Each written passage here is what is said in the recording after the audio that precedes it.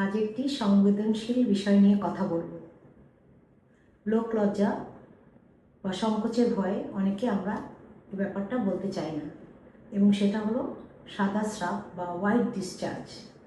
সংকোচের কারণে যখন বলতে চাই না, তার ফলে অনেক সময় ছোট সমস্যা বড় আকার হয়ে যায় এবং ভবিষ্যতের জন্য এটা ভালো কিছু হয় না।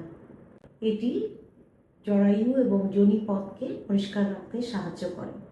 আমাদের শরীরের ভিতরে যে মৃত কোষ বা ব্যাকটেরিয়া রয়েছে, সেগুলি সাদা স্রাবের মতো হয়ে বের হয়ে আসে এবং আমাদের যোনিপথকে ইনফেকশন মুক্ত রাখে। তাই সাদা স্রাব কোনো রোগ নয়।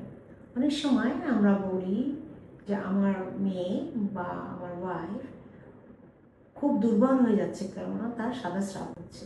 অ্যাকচুয়ালি সেটা না। আমাদের শরীরে কোনো ঘাটতি যদি থাকে, তাহলে ইনফেকশন যদি কোনো হয়ে থাকে, তাহলে সাদা স্রাবটা বেশি পরিমাণে হয়।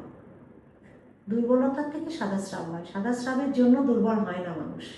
এই জিনিসটা আজকে স্পষ্টভাবে আমরা জানব। সাদা স্রাব সাধারণত স্বচ্ছ থাকে, পানির মতো থাকে, ঘনত্ব কম থাকে, গন্ধ থাকে না, চুলকানো থাকে না। মেনোপজের পরেও হতে পারে।